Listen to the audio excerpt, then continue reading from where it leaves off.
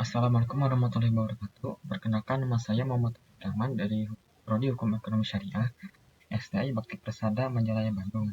Saya di sini akan membacakan artikel yang telah saya buat yang berjudul Langkah-langkah dan Strategi dalam Pengambilan Keputusan. Langsung saja ke bagian pendahuluan. Pembuatan keputusan merupakan bagian kunci dari kegiatan seseorang. Sikap pemimpin sangat berperan, terutama pemimpin organisasi, menjalankan fungsi organisasi yang akan menjadi landasan bagi setiap tindak tanduk organisasi.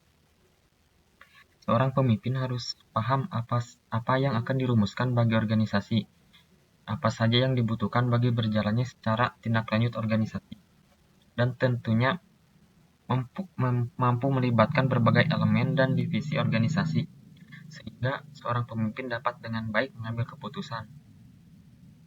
Pengambilan keputusan melewati serangkaian kegiatan yang dipilih sebagai penyelesaian untuk suatu masalah tertentu. Kualitas keputusan seorang manajer adalah ukuran efektivitas mereka dan nilai mereka bagi organisasi, suka atau tidak. Manajer dinilai dan dihargai atas dasar kepentingan, jumlah dan hasil keputusan mereka. Aplikasi teori pengambilan keputusan dapat juga diterapkan di dunia pendidikan. Dalam mewujudkan pendidikan yang berkualitas, dibutuhkan perencanaan yang sangat ditentukan dalam sebuah keputusan yang diambil oleh stakeholder. Oleh karena itu, pendidikan sebagai sarana mempersiapkan manusia di masa mendatang sangat tergantung dengan pembuatan keputusan strategis. Pengambilan keputusan adalah hasil dari suatu proses komunikasi dan partisipasi yang terus-menerus dari keseluruhan organisasi. Kadarsah 1998, halaman 13. Pengambilan keputusan merupakan tugas yang harus dilaksanakan oleh seorang manajer untuk mencapai kesimpulan kata putus. Hal ini selaras dengan pendapat bahwa pengambilan keputusan harus berfokus pada masalah utama dan pemilihan alternatif terhadap suatu kegiatan. Dalam pengambilan keputusan, secara jelas dilihat tidak ada sesuatu yang kebetulan, dan keputusan tidak bisa diambil secara sembarangan, melainkan harus sistematis dan menggunakan metode yang merupakan informasi yang sahih untuk sebuah keputusan yang baik, sehingga dapat dilihat bahwa tujuan pengambilan keputusan yaitu untuk menyelesaikan masalah dan tidak melebar. Tujuan bisa bertujuan dua apabila terdapat penyelesaian kontraproduktif. Ketika melihat bagaimana jenis keputusan, maka sebenarnya dapat dilihat dari orang yang mengambil keputusan. Maka dikelompokkan menjadi dua, yaitu keputusan individu dan keputusan kelompok. Yang pertama, keputusan individu, yaitu sebuah yang dilandasi pemimpin individu organisasi yang melakukan penyimpulan keputusan secara individu dengan berbagai pertimbangannya sendiri dan dilandasi pengalaman, data, dan intuisi yang dimilikinya. Keputusan kelompok, yaitu sebuah keputusan yang sangat bertolak belakang dengan keputusan individu yang terkesan tidak demokratis. Di dalam keputusan kelompok, bahwa sebuah keputusan dilakukan secara demokratis, aspiratif, dan memperhatikan opini yang berkembang di organisasi. Keputusan kelompok dapat dilihat dari kelompok leader, kelompok orang dan pimpinannya, dan sekelompok orang yang memiliki posisi sejajar. Seorang pemimpin dapat dikatakan tegas dari keputusan yang diambilnya, karena dengan keputusan artinya sebagai pemimpin telah menawarkan apa yang mesti dikerjakan dan menjadi hal penting bagi organisasi. Ketegasan belumlah cukup, tetapi dibutuhkan presisi atau ketepatan dalam pemilihan keputusan. Keputusan juga perlu memperhatikan hal manusiawi yang berorientasi kepada anggota organisasinya. Keputusan yang baik pasti mempertimbangkan dari segala sudut keefektivitasannya, baik dari segi kualitas hasil, waktu pencapaian, implementasi bagi orang-orang yang terkait, sehingga dapat didapatkan keefisienan dalam proses. Efisiensi ini akan mampu dilakukan pada keputusan yang baru dan evaluasi berbagai keputusan yang lama, untuk menghindari berbagai keputusan-keputusan yang tidak berdasar atau telah using. Tujuan efisiensi ini hanya efektif dilakukan jika mempunyai dasar teori dan praktik pengambilan keputusan. Metode pengambilan keputusan. proses ilmiah adalah tahap ideal dalam pengambilan keputusan di sebuah organisasi modern, sehingga data yang memberikan fakta tersebut akan menyumbang ketepatan pilihan. Metode ilmiah yang digunakan bisa menggunakan pendekatan sains pasti maupun sains sosial. Tiap ilmu tersebut akan mewarnai keputusan yang efektif. Adapun langkah-langkah yang dapat diterapkan sebagai berikut. Yang pertama, sebagai karakter ilmiah, yaitu perlunya sebuah rumusan persoalan dan tujuan dari sebuah efektivitas seorang pengambil keputusan harus memiliki hipotesis, misalnya apa yang akan terjadi jika keputusan ini diterapkan. Yang kedua, dalam merumuskan keputusan yang ilmiah, diperlukan tinjauan teoritis yang dapat digunakan menjadi tinjauan dan perbandingan dalam menjawab pertanyaan-pertanyaan. 3. Hipotesis yang dikembangkan menjadi arahan bagi pengambil keputusan. 4.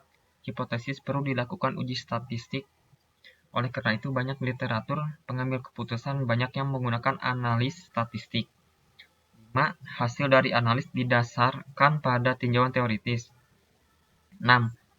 Analisis hasil merupakan analisis dari hasil pengolahan model penelitian berdasarkan kerangka berpikir yang telah dicari dalam studi literatur.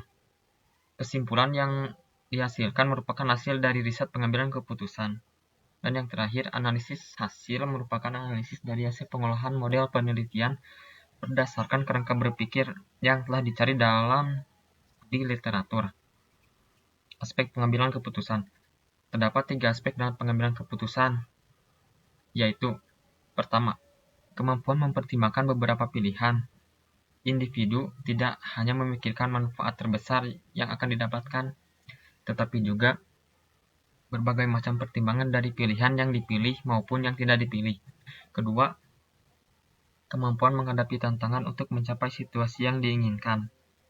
Berbagai tantangan yang kemungkinan akan dihadapi oleh individu dapat dilalui dengan baik.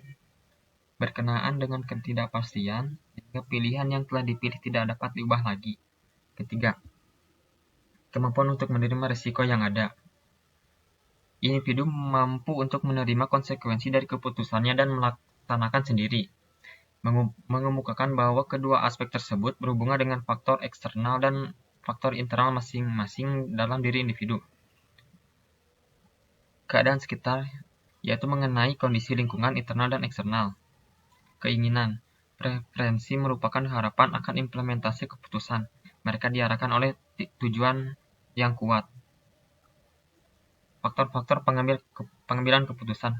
Ada 4 faktor yang sangat mempengaruhi munculnya sebuah keputusan. Adapun faktor-faktor tersebut yaitu 1. Posisi atau kedudukan. Posisi sangat mempengaruhi suatu pengambilan keputusan.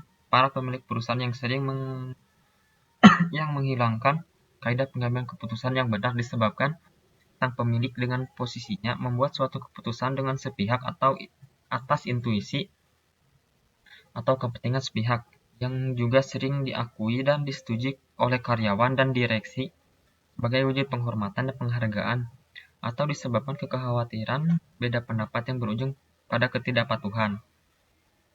2. Masalah dan pentingnya identifikasi akar permasalahan. Faktor masalah dalam pengambilan keputusan sangat berpengaruh.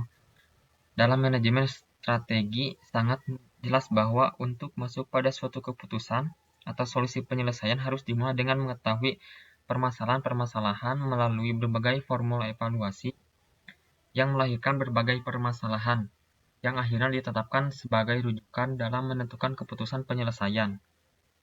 3. Situasi dan kondisi. Faktor situasi dan kondisi sangat memegang peranan terhadap keputusan. Jika pengambil keputusan tidak mengindahkan faktor ini, besar kemungkinan hasil keputusan yang akan dibuat akan sangat tidak berarti atau keputusan yang sangat lemah. 4. Tujuan.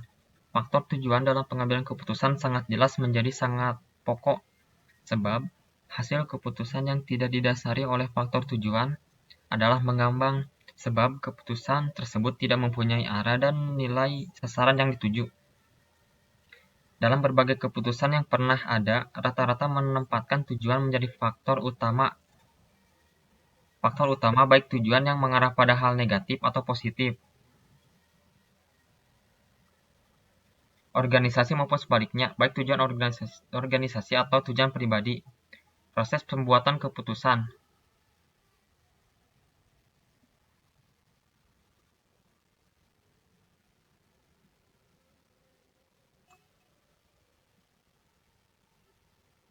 Proses pembuatan keputusan. Pengambilan keputusan menurut Charles Hoover harus melalui tahapan permulaan, pengesahan.